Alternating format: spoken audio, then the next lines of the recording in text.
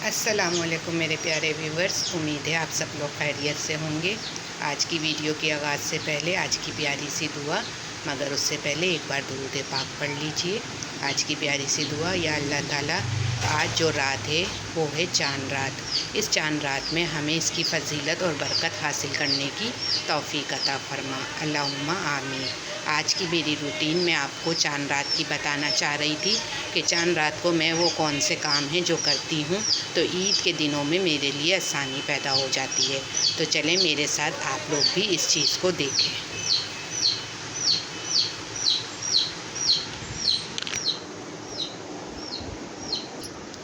जी, तो ईद के लिए मैं अपने कबाब पहले से बना के रख लेती हूँ। ये देखें, कबाबों का मसाला मैंने बना के पीस लिया था। अब मैं इसमें अंडा मिक्स कर रही हूँ ताकि हमारे कबाब सॉफ्ट बने। और ये मैं इसलिए बना के रख लेती हूँ क्योंकि ईद के दिनों में अक्सर जो है वो मेहमान घरों में आते हैं मिलने के लिए, तो हम उन्हें चाय के साथ ये सर्व कर सकते हैं, मशरूबात के साथ भी कर सकते हैं। और दूसरा, मेरे बच्चे जो हैं वो बहुत शौक़ से ये खाते हैं। तो चलें मैं कबाब बना के आपको दिखाती हूँ। ये देखें, कबाबों की टिक्कियाँ मैंने रेडी कर ली हैं और ये हमारे सारे कबाब रेडी हो गए हैं। अब इसी तरीके से मैं कबाबों को रेडी करके क्या करती हूँ, डीप फ्रीज़र कर लेती हूँ। और जब भी कोई मेहमान आते हैं या बच्चों को ज़रूरत होती है तो मैं उस टाइम पर क्या करती हूँ, बच्चों को निकाल कर फ्राई करके दे देती हूँ। मेहमानों के सामने भी निकाल कर फ्राई कर लेती हूँ। इससे हमारे टाइम की भी बचत हो जाती है और मेहमानों की अच्छी खातिर तवाज़ा हो जाती है।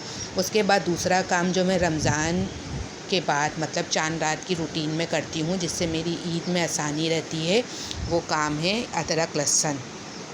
अब अदरक लहसुन यूँ तो आप फ्रेश पीसें तो वो बहुत ही अच्छी बात है, लेकिन क्योंकि ईद के दिनों में बहुत ज़्यादा खाना पक रहा होता है और बहुत ज़्यादा खाने में मोस्टली यूज़ हो रहा होता है, अदरक लहसुन तो लाजमी यूज़ होता है। तो मैं क्या करती हूँ कि चांद रात को अदरक लहसुन छील के और पीस के भी रख लेती हूँ अपने पास एक जार के अंदर, ताकि मुझे आसानी रहे और ये जो है खाना पकाने में जल्दी भी हो जाए। क्योंकि आजकल आपको पता है कि गैस का प्रॉब्लम हो जाता है, चूल्हों में गैस नहीं आ रहा होता। तो अगर हम ये छोटी छोटी सी टिप्स करके घर में रख लें तो हमें खाना पकाने के टाइम पर बहुत सी आसानी पैदा हो जाएगी, जिससे क्या होगा कि हमारी जो है ये आसानी हमारे काम आएगी। तो चलें अदरक लहसुन पहले छील लेते हैं, फिर आपसे बात करते हैं। अगला काम जो हमें करना है वो है हमारे नट्स की कटिंग, यानी कि हमें अपने नट्स को काट लेना है। अब देखें, ये बॉक्स खुल नहीं रहा है, मैं कोशिश कर रही हूँ क्योंकि मैं अपने नट्स जो है वो एक एयर टाइट बॉक्स में करके रखती हूँ। इससे नट्स की फ्रेशनेस ख़राब नहीं होती है और नट्स बिल्कुल फ्रेश रहते हैं और क्रिस्पी भी रहते हैं और इनमें कोई किस्म के कीड़ा वगैरह नहीं लगता है। मेरे घर में ये सोन हलवे का डब्बा आया था तो मैंने इसी को अपने नट्स का डब्बा बना लिया है।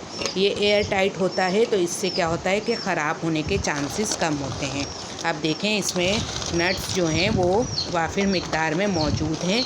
तो क्योंकि मीठा तो ईद पर सभी के तकरीबन घरों में बनता है और सभी लोग मीठा बहुत शौक़ से सवैयाँ, शीरखुरमा इस तरीके के खाते हैं और मेरे घर में भी ज़ाहिर है बनता है। तो मैं क्या करती हूँ कि मैं इनकी कटिंग करके इसी के अंदर बॉक्स के अंदर ही रख लेती हूँ और जब मुझे मीठा बनाने की ज़रूरत होती है तो मैं ये बॉक्स इस्तेमाल करती हूँ और मीठा झटपट तैयार हो जाता है और ज़्यादा वेट नहीं करना पड़ता हमें। इसके अलावा ये देखें, ये छोटी किशमिश का पैकेट है, ये सब्ज़ इलायची है। देखें, ये किशमिश भी है, मैंने पहले किशमिश का नाम ले लिया, इसमें किशमिश भी है। किशमिश को भी साफ़ कर लें। किशमिश को साफ़ करने से मुराद ये होता है कि मैं किशमिश के डंठल यानी किशमिश की जो डंडियाँ होती हैं उनको साफ़ कर लेती हूँ। और ये देखें, ये है छोटी इलायची यानी सब्ज़ इलायची। इसके दाने निकाल लीजिए क्योंकि मैं ज़्यादातर अपने मीठे में छोटी इलायची के पिसे हुए दाने इस्तेमाल करती हूँ, पूरी साबुत इलायची नहीं डालती क्योंकि वो मुंह में आती है तो अच्छा नहीं लगता जायका।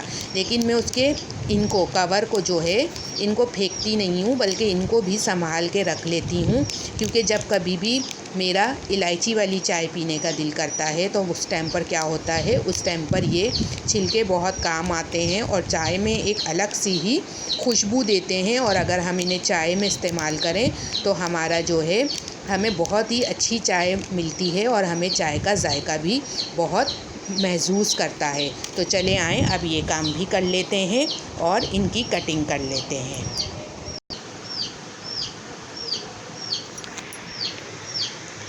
अब मैं अपने इन तमाम कामों से फ़ारिग हो गई हूँ। घर की डस्टिंग मैंने सुबह ही के टाइम पे कर ली थी ताकि जो है घर साफ़ सुथरा रहे। अब उसके बाद जो है हमने अपनी ईद की भी काफ़ी तैयारी कर ली है। चावल मैंने बिरयानी के पहले से ही चुन के रख लिए थे, क्योंकि जब मेरा राशन आता है तो मैं उन्हें चुन कर रख लेती हूँ, इससे उसको इस्तेमाल करने में आसानी रहती है। चावल मैंने चुन लिए थे, गोश्त भी मेरा आ गया था तो गोश्त भी मैंने साफ़ करके और डीप फ्रीज़र कर दिया था, क्योंकि बिरयानी मेरे घर में ईद के पहले दिन बनती है। मेरे शौहर बहुत शौक़ से खाते हैं बिरयानी। और इंशाल्लाह मैं आपको अपनी ईद की पहले दिन की रूटीन भी बताऊंगी। तो अब आ जाते हैं हम अपनी बेसिक बात के ऊपर कि चांद रात में हमने और वो कौन सा काम करना है। तो प्लीज़ खुदारा चांद रात में जो है वो बाज़ारों के धक्के मत खाइएगा, क्योंकि मैं एक छोटी सी मिसाल आपको देती हूँ। वो छोटी सी मिसाल क्या है? वो छोटी सी मिसाल ये है कि अगर आप पूरे महीने काम करते हैं, ईमानदारी से रोज़ी कमाते हैं, और जब उसकी उजरत लेने का टाइम आता है, यानी जब पैसे लेने का टाइम आता है और कोई शख्स आपको वो पैसे देने के लिए आपके घर आता है और आपके घरों में ताले लगे हुए हों और आपके घरों में अंधेरा हो, तो बताएं वो शख्स क्या करेगा? वो शख्स तो वापस ही लौट जाएगा और वो आपको आपके पैसे नहीं दे पाएगा। इसी तरीके से रमज़ान में जब हम पूरे रमज़ान इबादत करते हैं, पूरे रमज़ान अल्लाह ताला को याद करते हैं, कुरान शरीफ पढ़ते हैं, नमाज़ें पढ़ते हैं, अल्लाह ताला के लिए हर वो नेकी करने की कोशिश करते हैं जिससे हमारी बख्शिश और मग़फ़िरत हो जाए और हमें ढेरों ढेर अजर व सवाब मिले। तो जब उस अजर व सवाब को मिलने का टाइम आता है तो हम क्या करते हैं? अपने घरों को अंधेरों में डुबोकर बाज़ारों में निकल जाते हैं और उस रात की अहमियत को खो देते हैं, चांद रात की अहमियत को खो देते हैं। बहुत से लोग तो ऐसे होते हैं कि जो कि नमाज़ भी नहीं पढ़ते हैं, नमाज़ भी कज़ा कर देते हैं, क्योंकि आज की रात चांद रात को इशा की नमाज़ के साथ तरावी नहीं होती। तरावी का इख्तिताम हो जाता है 30वें रोज़े को, यानी जो आखिरी चांद रात होती है, चांद रात को तरावी नहीं होती। तो लोग इशा की नमाज़ पढ़ने के लिए भी मस्जिदों का रुख नहीं करते। तो खुदारा अगर कोई काम ऐसा है जो बाज़ारों का रह गया है, तो पहले अपनी इबादत जिसके लिए आपने पूरे महीने इतनी मेहनत की है उसको कर लीजिए कंप्लीट, और फिर उसके बाद आप कुछ भी कर लीजिए। देखें, जैसे कि मैंने अभी तक अपने हाथों में, ये मेरे हाथ हैं, ये देखें, अभी तक मैंने अपने हाथों में मेहंदी नहीं लगवाई है। तो मेरे शौहर को बहुत ज़्यादा पसंद है कि वो मैं मेहंदी लगवाऊँ, चूड़ियाँ पहनूँ। तो चूड़ियाँ तो खैर मैं ले आई थी रमज़ान से पहले ही, अपनी ईद की तैयारी मैंने कर ली थी, चूड़ियाँ मैं ले आई थी। लेकिन ये है कि मेहंदी मैं ज़रूर लगवाऊँगी। तो रोज़ा खुलते के साथ ही जो है वो मैं बाज़ार जाऊँगी, और बाज़ार भी क्या जाना है, मतलब गली में ही मेहंदी लगाने का एहतमाम है, तो वहाँ जाऊँगी और जाके मेहंदी लगवा के आ जाऊँगी। तो आप भी इस्लामी बहनें ज़रूर लाजमी ईद की खुशियों को खूब अच्छे तरीके से मनाइएगा, और ख़ास अपने उन लोगों को, अपने उन मरहूमीन को ज़रूर याद रखिएगा, उनके लिए ज़रूर इसाले सवाब कीजिएगा, उनके लिए ज़रूर दुआएँ कीजिएगा जो इस साल हमारे दरमियान नहीं हैं, जो अल्लाह ताला के पास वापस लौट गए हैं। उन्हें भी हमारी दुआओं का उसी तरीके से इंतज़ार होता है जिस तरीके से हमें ईद का इंतज़ार है।